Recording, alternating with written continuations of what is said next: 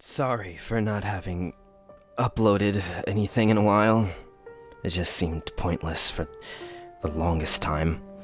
But I guess I have to say goodbye. It'd be impolite to do otherwise. Little by little, I'm beginning to walk. The strength has been coming back to me very slowly, ounce by ounce. With my poor diet, my body had to cannibalize some muscle tissue in order to heal the wound. It's gonna leave an ugly scar, too. Right now, I have a hole in my side filled to the brim with scar tissue. I can't help but poke at it from time to time, even though it's disgusting. Of course, that also means I won't be going for any food raids anytime soon.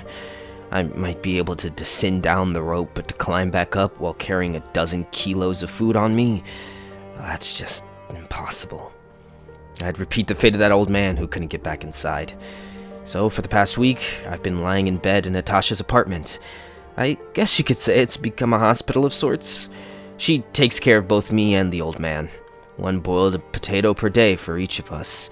She's been boiling them all while using the same pot of water. Says it'll make a nice soup when we're out of everything else. Maxim and the other men try to raid grocery stores nearby, but each raid gets more difficult than the last.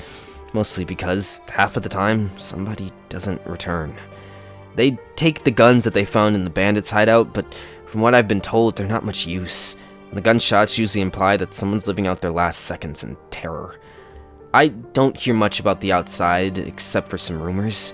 Before I was locked inside the apartment complex, but now it just feels like the danger lurks right beneath the door's threshold, beyond our windows.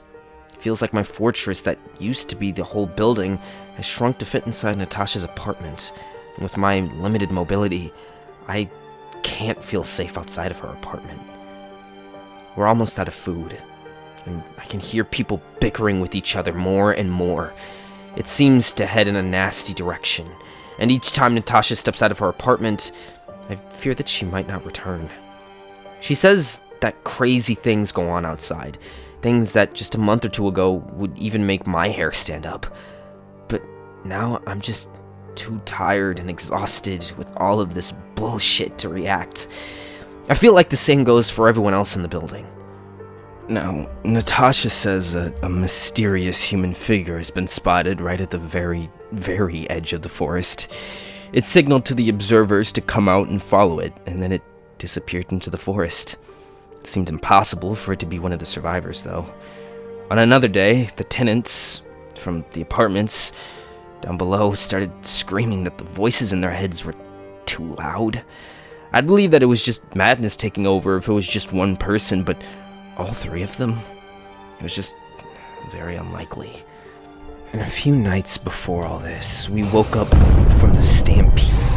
Hundreds of legs were rushing from the forest past our house and into the town. I could feel the building tremble from the vibration that their mighty feet were sending into the ground, and the screeches of many beasts that were mixing together. It was to the point where it was hard to tell which one that I had heard before. No one dared look out the window. We were all just hoping that it'd all pass and let us continue living our pointless lives. After they'd passed, we could hear gunshots firing off in the distance throughout the whole next day. The sound of shots got the old man quite agitated. I never managed to get more than a few coherent sentences out of him at a time. It seems that the physical toll on his body, as well as whatever guilt that he'd been feeling, was making him lose it bit by bit. He talked about a place in the forest, a faraway place. He was confusing things, so I'm still not quite sure what it was. In some stories, it was a town, and in others, a base in the forest. Sometimes it's a lab, and sometimes it's an archaeological dig. But it was built by Soviets, and it's been there way, way before now. But in all the stories, one word always comes up. The door. He worked there as an intern. He says that our entire town was built up by Soviets precisely because of that location. It was a closed-off town, one that wasn't on any maps, even on the secret ones. Our town was a place where all the scientists and personnel lived. He said that he got his apartment back when he was assigned to the project and was very proud of being a homeowner at such a young age. Whatever they'd been doing there, the higher-ups ended up disappointed with the results, so the project was closed and the town was declassified, even before the fall of the Union. He said that he'd forgotten what he'd seen there until a month ago. But now, despite decades of abandonment, something was happening there again. Something that unleashed the hordes of these monsters. As the man himself said it, something on the other side has finally made contact with us. 40 years after we sent out our first signal. He didn't elaborate on what the other side was, or where the beasts were coming from in such volume. Soon after, he shut himself off from the world around him and wouldn't talk anymore. 2 days ago, the mysterious figure was back again. This time, however, I got a good look at it. A long black winter jacket with a hood that obscured its face. A dark spot so clearly visible on the snow. I say it because despite it looking completely human, I can't accept it as such. The only thing different was that on that day, some people followed it into the woods. I was almost one of them. The voice that I heard in my head was just too alluring to ignore. Yesterday it came back again, and once more with a wave of its hand, people started crawling out of windows to follow it. Some were just hanging over the rails and falling down onto the snow from the second floor before getting up and following its call, ignoring the cold and broken appendages. I had to restrain Natasha from following it. It seems that some people are more susceptible to its call, and so she answered it. I was fighting her for what must have been a good 5 minutes. She didn't hit me or bite me. She was just silently pushing towards the door with her whole body, trying to get out of the building and follow it. I was shouting at her, even hitting her, trying to bring her back to her senses, all the while feeling the strength leave my already weakening body. And throughout all of that, I could almost feel the creature's waiting gaze, piercing through the solid walls and judgingly looking over Natasha, disapproving that she wasn't making it. Finally, it left, and Natasha came back to her senses. I almost burst out crying when I realized that she was back with me. Over the last few weeks, she's become the closest person to me, almost like a sister. To see her back to her senses was a great relief. But then, the chill of the cold air passed us, and with terror we realized that we were the only 2 people left in the apartment. The old man had left, and he didn't bother to close the window behind him.